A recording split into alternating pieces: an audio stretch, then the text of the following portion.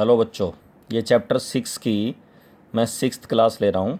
इसमें कुछ important question discuss कर रहा हूँ मैं। जैसे ये क्वेश्चन है जी, इसमें कह रहा है find the equation of the normal to the curve which pass through the point 1 2। मतलब उस नॉर्मल की इक्वेशन निकालो जो इस पॉइंट से पास होता है।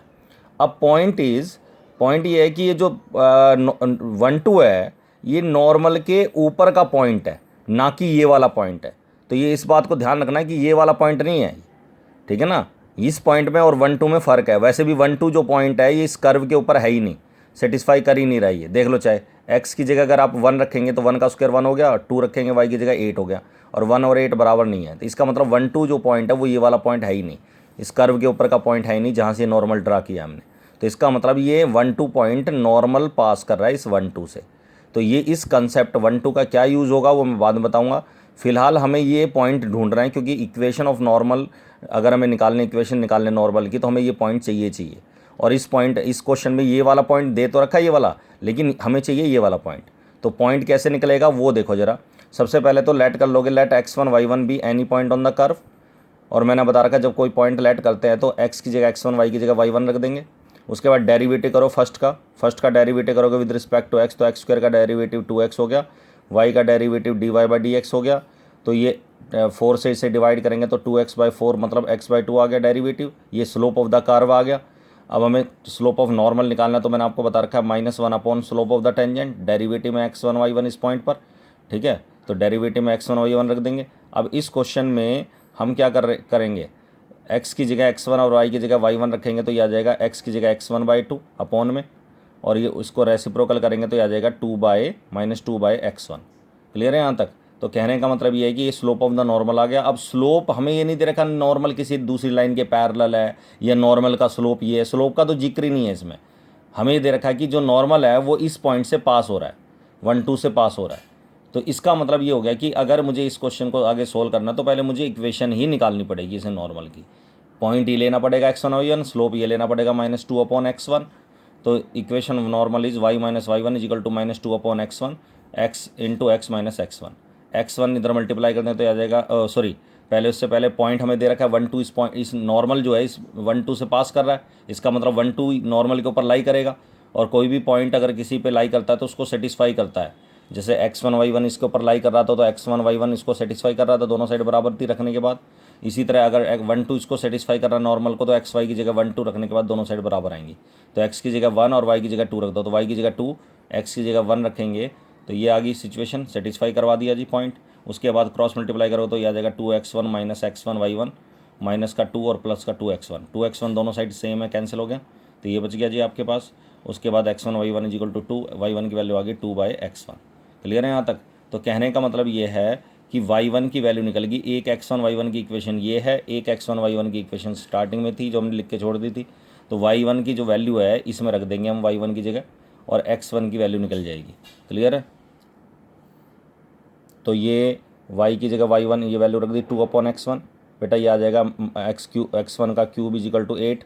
तो 8 का मतलब 2 का क्यूब हो गया, और 2 का क्यूब मतलब x1 की वैल्यू 2 आ गई, x1 की वैल्यू 2 आ गई तो इक्वेशन रख देंगे तो 2 का स्क्वायर इक्वल टू 4y1, तो y1 की वैल्यू आ जाएगी 1। 4 से 4 डिवाइड कर दिया, डिवाइड कर दिया 4 से। उसके बाद पॉइंट आ गया x का 2 और y का 1। जो वो पॉइंट था वो था 1 2, ये आ गया 2 1। ये है वो वाला पॉइंट नॉर्मल के ऊपर है, जो कर्व के ऊपर है, टेंजेंट के ऊपर है। तो equation of normal is y - y1 is equal to slope था -2/x1। x1 की वैल्यू ये रख देंगे 2 और x - x1 2 हो गया। उसके बाद 2 से 2 कैंसिल हो गया, -1 अंदर मल्टीप्लाई करें तो -x + 2, इक्वेशन आ जाएगी जी x + y is equal to 3। Clear है यहाँ तक। अब आता है दूसरा क्वेश्चन, देखो मोस्ट इंपॉर्टेंट क्वेश्चन है। कह रहा है कि x इजिकल टू y² और xy इजिकल टू k, ये कर्व दे रखी है। प्रूव करना है कि दोनों कर्व एक दूसरे को 90 डिग्री पे काटते हैं, cut at right angles if 8k² is equal to 1। 8k² equal to 1 का मतलब k² की वैल्यू होगी 1/8। तो ये कह रहा है अगर k² की वैल्यू 1/8 है तो ये प्रूव करो कि ये दोनों कर्व एक दूसरे को 90 डिग्री पे काटती है। तो 90 डिग्री पे काटने का मतलब है कि उस पॉइंट पर 90 डिग्री पे काटेंगी। अब जैसे एक कर्व मान ली ये है, एक कर्व ये है, तो इस पॉइंट के ऊपर अगर मैं टेंजेंट ड्रा करूँगा तो वो परपेंडिकुलर होंगी, या ये कर्व भी आपस में क्या होंगी, परपेंडिकुलर होंगी उस पॉइंट पर। तो कट एट राइट एंगल्स या कट ऑर्थोगोनली भी बोल देते हैं, कट ऑर्थोगोनली, ठीक है। तो इसके लिए वो पॉइंट वही है कि ये पॉइंट ढूंढो पहले तो, जहाँ ही काट रही है दोनों कर्व एक दूसरे को, तो इंटरसेक्शन पॉइंट कैसे निकालते हैं दो कर्व का, एक्स वाई की वैल्यू निकाल के। तो एक्स की जो वैल्यू है वाई स्क्वायर वो इसमें रख देंगे जी, एक्स की जगह वाई स्क्वायर इसमें रख देंगे, x square y square into y equal to k, तो y cube equal to k, y की वैल्यू आ गई के की पावर 1/3।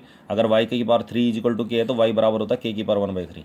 और एक्स की जगह यहाँ रख देंगे वाई की जगह के की पावर 3, उसका स्क्वायर करेंगे तो यह आ जाएगा स्क्वायर करने पर 2/3। तो पॉइंट आ गया के की पावर 2/3 एक्स कोऑर्डिनेट, और वाई कोऑर्डिनेट आ गया के की पावर 1/3। ये पॉइंट आ गया। अभी इस पॉइंट पर हम दोनों का अलग अलग स्लोप निकालेंगे, दोनों कर्व का अलग अलग स्लोप निकालेंगे, ठीक है। तो डेरिवेटिव कर दिया जी फर्स्ट का, एक्स का डेरिवेटिव 1 होता है, वाई स्क्वायर का डेरिवेटिव 2y dy/dx, ठीक है। तो dy/dx की वैल्यू आ गई 1/2y। तो m1 पहला जो स्लोप आएगा, slope of the slope eight p, इस कर्व का जो स्लोप है, ये तो हर पॉइंट पर स्लोप है, लेकिन हमें p पॉइंट पर स्लोप निकालना है। तो p पॉइंट कौन सा है जी हमारा, जो हमने निकाला है k की पावर एक्स कोऑर्डिनेट की वैल्यू है k की पावर 2/3 और y की वैल्यू है k की पावर 1/3। तो y की जगह k की पावर 1/3 रख दूंगा p पॉइंट।